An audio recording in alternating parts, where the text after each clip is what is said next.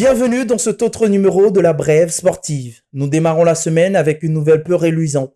Sous les yeux des légendes du club, présente ce dimanche au stade Félix Houphouët-Boigny, la SEC Mimosa est sortie de la Ligue des Champions dès le premier tour des qualifications. Battue 1-0 à l'aller, la SEC avait pourtant réussi à refaire son retard sur le Power Dynamos de Zambie grâce au but à la 53e minute de Souleymane Fofana. Une réalisation qui s'est avérée insuffisante puisque le représentant ivoirien s'est incliné 4-5 lors de la séance des tirs au but. Une élimination prématurée qui divise les actionnaires. Dans l'effectif de la SEC, il y a des personnes franchement qu'on doit libérer. C'est pas la SEC que moi j'ai connue. Non, c'est pas la SEC que j'ai connue, c'est pas possible. C'est difficile. Certains ne peuvent même pas arrêter le ballon. C'est difficile. Où tu t'attends une victoire et puis regarde ces jeunes équipes-là. C'est difficile, il faudrait qu'on revoie ces joueurs-là. L'effectif, il faut qu'on revoie. Son point chevalier, juste devant chevalier. Il est nul. Ça, c'est pas chevalier, il faut parler au nul. Il a dit quoi? Ça, chevalier. Il a fait un remplacement. Son joueur blessé qui a assisté le banc de touche. Il va être en train de parler. Faut parler, chevalier. Faut parler, non. Faut le filmer. Excusez-moi, s'il te plaît, on a deux ballons en main. Je vais parler. On va chasser. On a deux ballons au lit. Je merci, on n'a pas encaissé, on a l'opération. Je merci.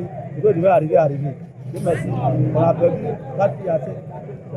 Après 4 participations consécutives aux phases de groupe des interclubs de la CAF, la SEC Mimosa, éliminée très tôt de sa nouvelle aventure africaine, devra se contenter des joutes nationales pour sauver la saison 2025-2026 déjà entachée.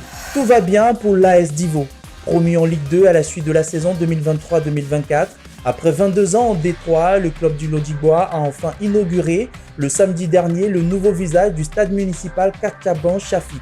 En présence des autorités locales, les vieux souvenirs du stade dégradé ont fait place à une enceinte dotée d'une tribune adaptée, d'une pelouse impeccable et d'une grille de sécurité. Une promesse datant de 2013 qui a été réalisée au grand bonheur des fans de football de la région. De quoi redonner des crocs aux Panthères de Divo qui ont dévoré les écoliers de l'EFIM sur le score de 1-0 dans le cadre de la 6e journée de Ligue 2 dans la poule A.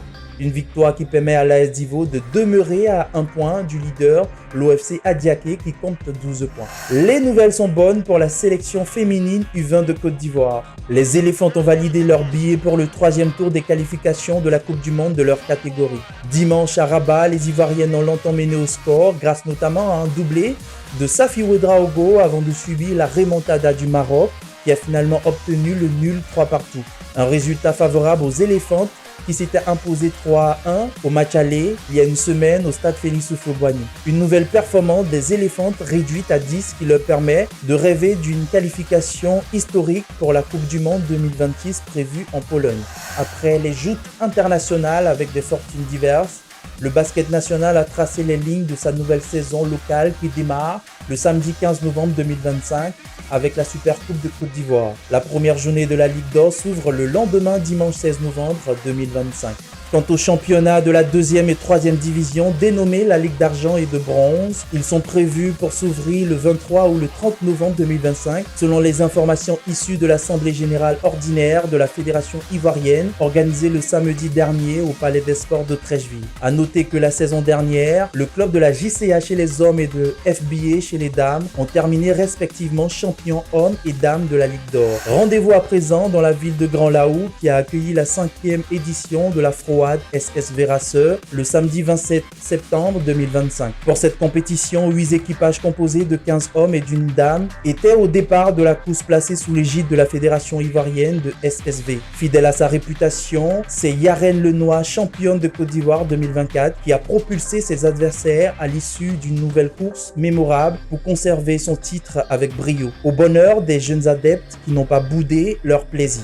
Achevons ce numéro avec cette frappe phénoménale qui vient souligner l'importance d'une tribune et d'une grille de sécurité dans les stades de proximité. Bon début de soirée et à demain pour une nouvelle aventure dans la Brève sportive.